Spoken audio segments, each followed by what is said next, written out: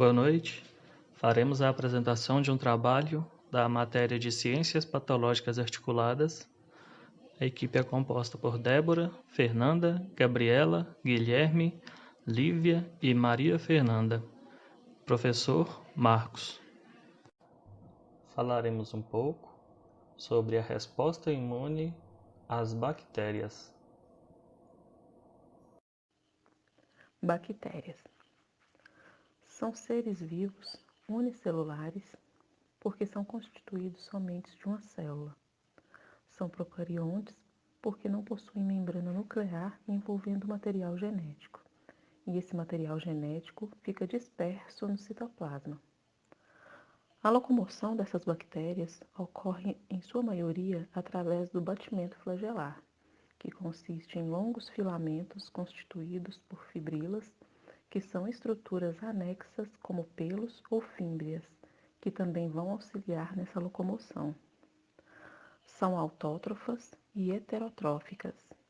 Autótrofas porque produzem seu próprio alimento. Heterotróficas porque não são capazes de produzir seu próprio alimento e elas vão se nutrir de substâncias produzidas por outros seres vivos. Vivem em relações simbióticas e parasitárias com plantas e animais e podem ser usadas em diversas aplicações, como por exemplo o ciclo de nitrogênio, produção de alimentos, na fabricação de iogurtes, queijos, coalhadas, na indústria farmacêutica, produz também antibióticos e vitaminas. Na engenharia genética, é possível usar bactérias para produzir proteínas humanas, como o hormônio do crescimento e a insulina, e também nos processos de biorremediação. As bactérias se reproduzem de forma assexuada, geralmente por divisão binária, em que o cromossomo é duplicado e a célula vai se dividir ao meio, dando origem a duas bactérias idênticas. Esse processo ele é muito rápido e isso explica a rápida proliferação bacteriana em infecções. E por recombinação genética, que vai ocorrer de três formas. A primeira delas é a transformação. A bactéria consegue absorver fragmentos de DNA que se encontram dispersas no meio. A segunda é a transdução, que é a troca de material genético entre as bactérias com a participação de um bacteriófago, que é um tipo de vírus infectante de bactérias. E tem também a conjugação bacteriana, que assim como na transformação e transdução, é a passagem de DNA de uma célula doadora para uma célula receptora. As bactérias podem ser classificadas de acordo com seu formato. Cocos, formato de esferas ou oval. Diplococos, duas bactérias cocos unidas. Streptococcus, cocos agrupados em cadeia. Estafilococos, são cocos agrupados em formato de cacho de uva. Os bacilos, que têm formato de bastão ou cilindro. Espirilos, formato de espiral e também possuem uma estrutura mais rígida. E os vibriões, que são formato de vírgula. Bactérias extracelulares. Muitas espécies diferentes de bactérias extracelulares são patogênicas e a doença é causada por dois principais mecanismos. Primeiro, essas bactérias induzem inflamação, que resulta em destruição tecidual no sítio da infecção. E segundo, muitas dessas bactérias produzem toxinas, que apresentam diversos efeitos patológicos. As toxinas podem ser endotoxinas, que são componentes das paredes bacterianas, liberadas quando a célula desintegra-se. Pode ocasionar febre e outros sinais. Já as exotoxinas são as ativamente secretadas pelas bactérias, que possuem efeitos gerais no organismo, sendo, portanto, mais tóxicas. Aqui ao lado temos alguns exemplos de bactérias extracelulares, causadores da difteria, do tétano, de infecções da pele e tecidos moles, infecções do trato urinário, gastroenterite e choque séptico.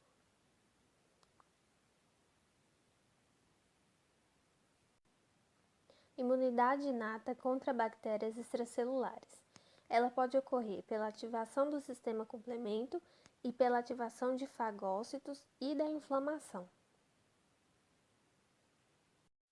Ativação do complemento. A ativação do sistema complemento vai ocorrer basicamente de duas formas, através da via alternativa e da via lectina.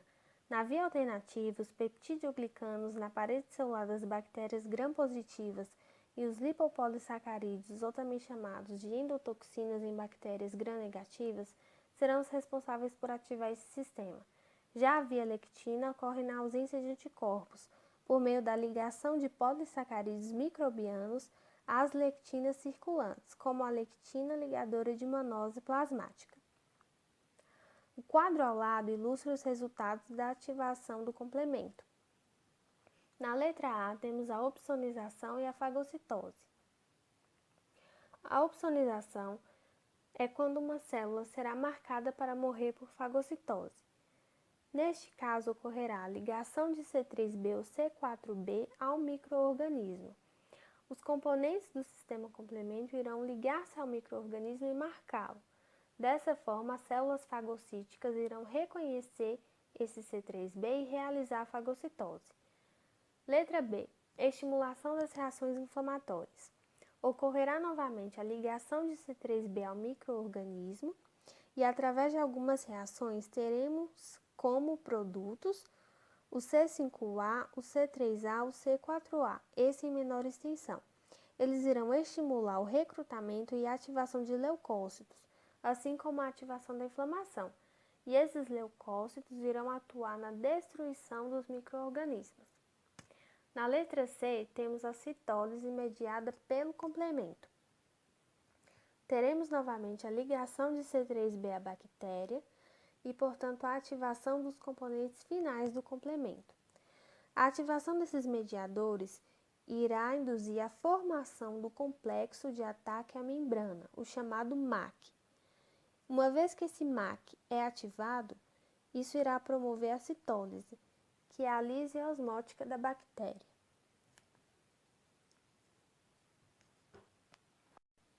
Ativação de fagócitos e inflamação. A ativação de fagócitos irá iniciar através dos PAMPs, que são estruturas da bactéria que serão reconhecidas pelas células apresentadoras de antígenos, que irão produzir algumas citocinas. Dentre elas, teremos a produção de TNF, que é o fator de necrose tumoral. Ele irá ativar os macrófagos, que irão produzir espécies reativas de oxigênio, que vão causar destruição das bactérias. A interleucina 1 é a responsável por causar a febre e também estimula a liberação da PCR, que é uma substância produzida pelo fígado que se liga aos fosfolipídios de membranas das bactérias, que também ativam o sistema complemento e a opsonização. Já a interleucina 6 atuará na síntese de proteína de fase aguda da inflamação, que será produzida pelo fígado. A interleucina 8 atua no recrutamento de macrófagos, neutrófilos e de linfócitos B, responsáveis pela produção de anticorpos. Os macrófagos e neutrófilos são estruturas importantíssimas no processo inflamatório. Já a interleucina 12 atuará ativando as células NK. Essas irão produzir o interferon gama, que vai promover a ativação dos macrófagos de classe 1, que são aqueles que têm as suas funções microbicidas aumentadas.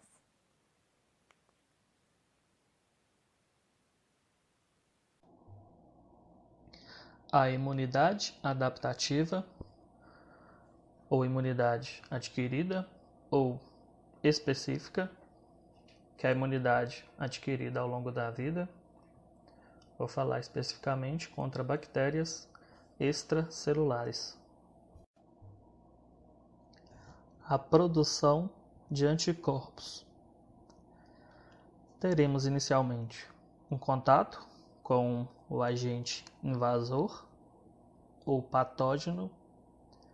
Nesse caso, estamos falando da bactéria.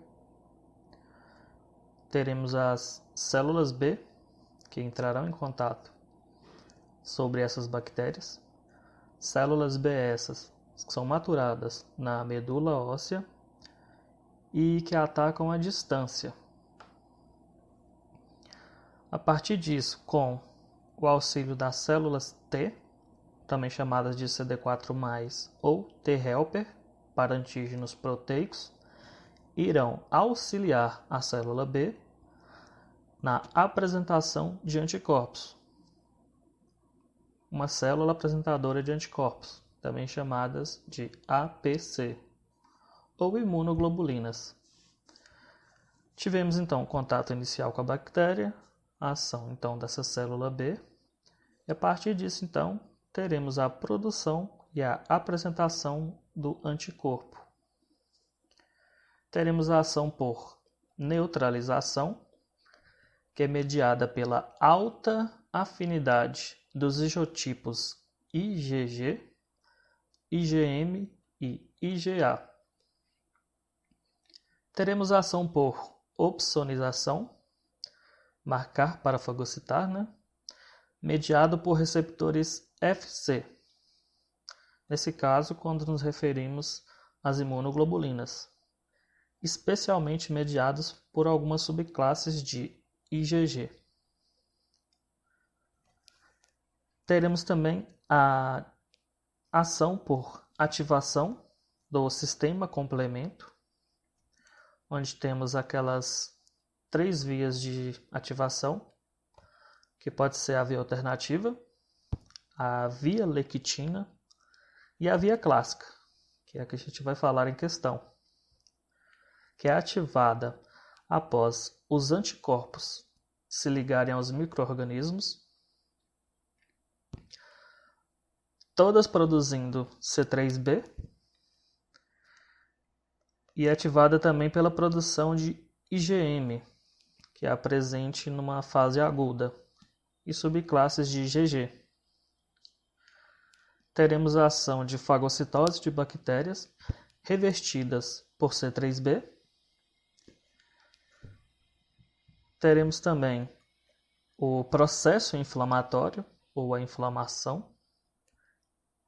Temos também a lise do micro-organismo, que é o rompimento da membrana do patógeno, causando sua morte.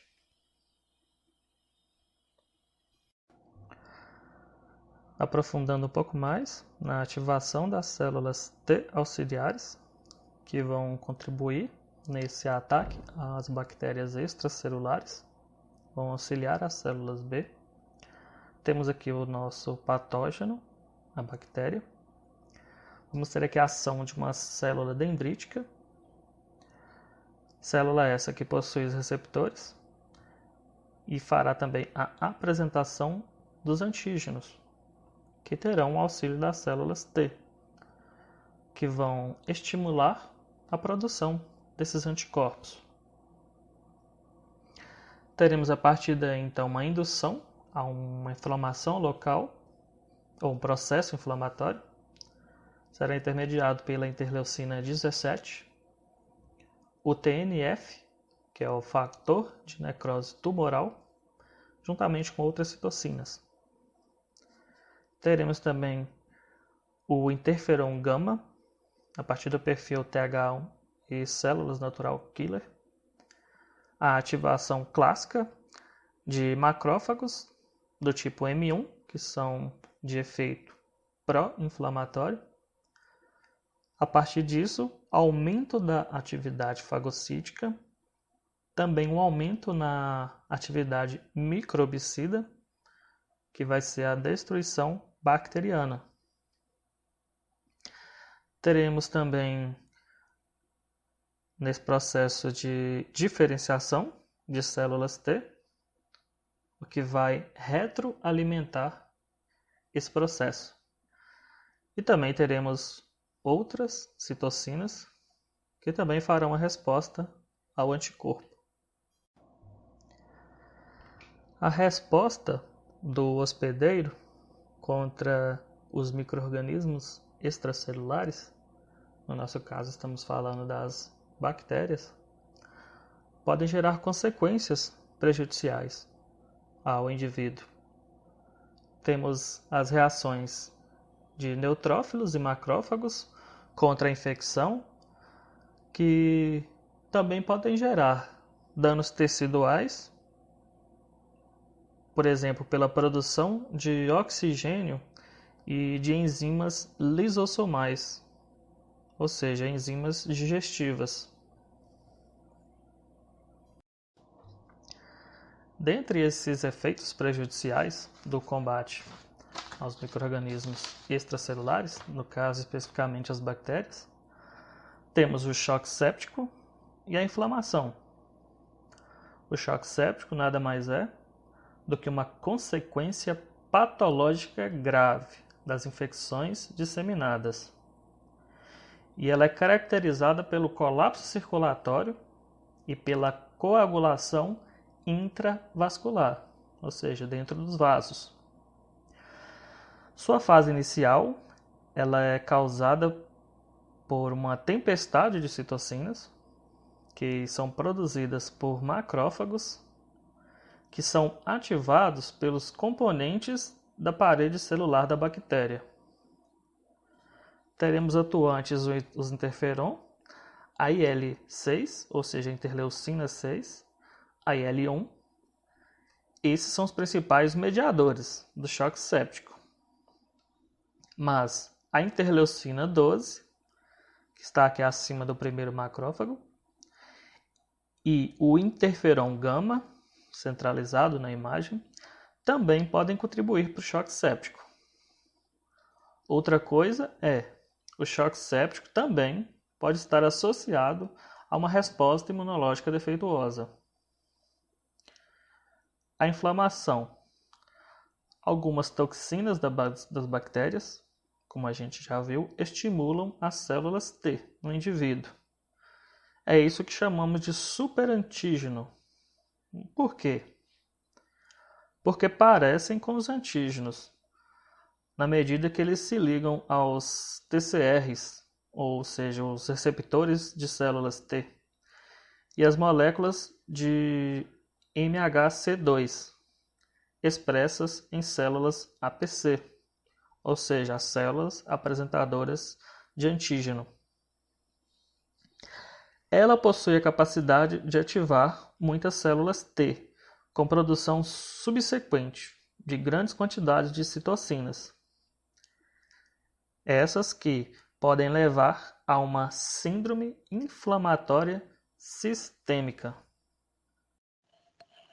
Evasão da resposta imunológica por bactérias extracelulares.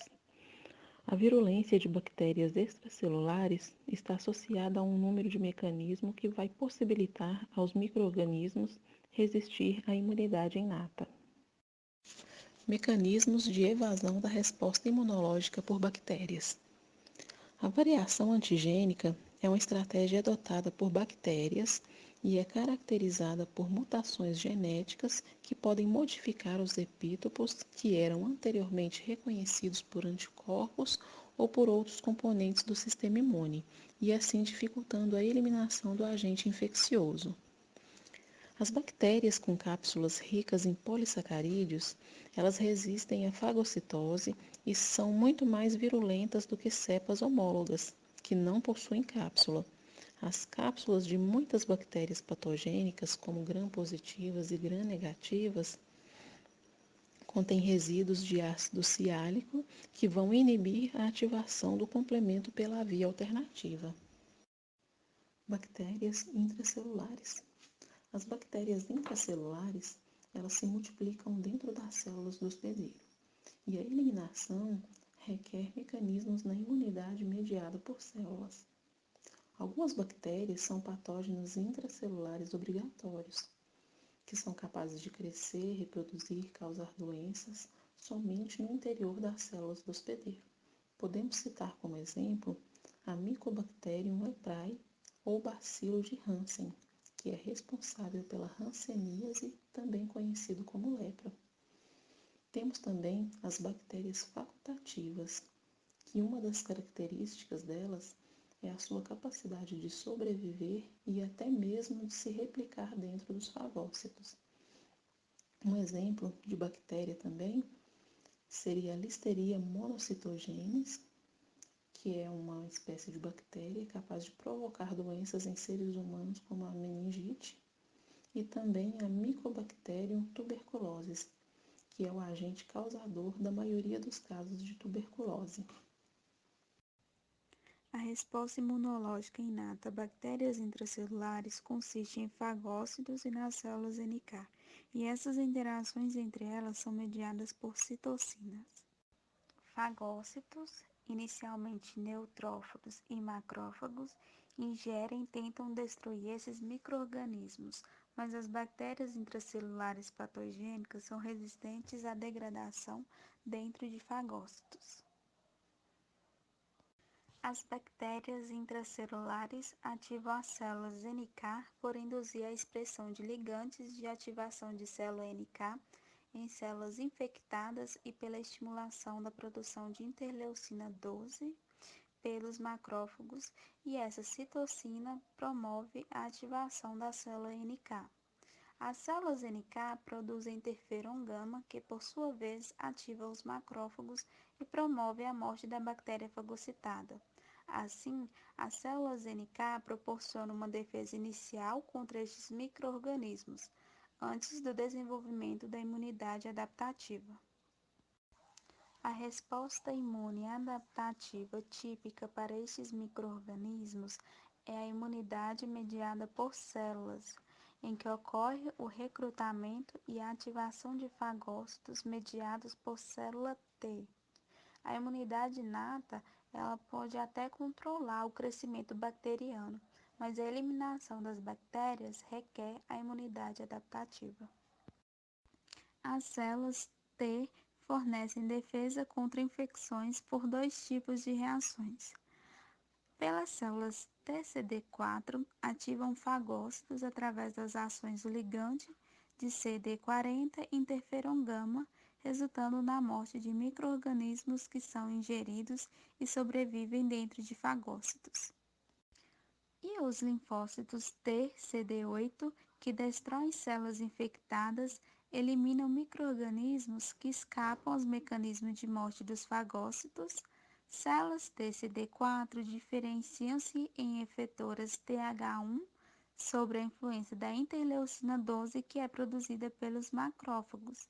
E a importância da interleucina 12 e o interferon gama na imunidade contra bactérias intracelulares, ela foi demonstrada em experimentos e em imunodeficiências congênitas, por exemplo, em indivíduos com mutações hereditárias em receptores para interferon gama ou interleucina 12, são altamente susceptíveis às infecções por micobactérias atípicas. As bactérias intracelulares são fagocitadas pelos macrófagos e podem sobreviver nos fagossomas e escapar para dentro do citoplasma. As células TCD4 respondem aos antígenos peptídicos associados ao MHC de classe 2, derivado das bactérias intravesiculares. E estas células T produzem o interferon gama, que ativam os macrófagos a destruírem os micro-organismos nos fagossomas.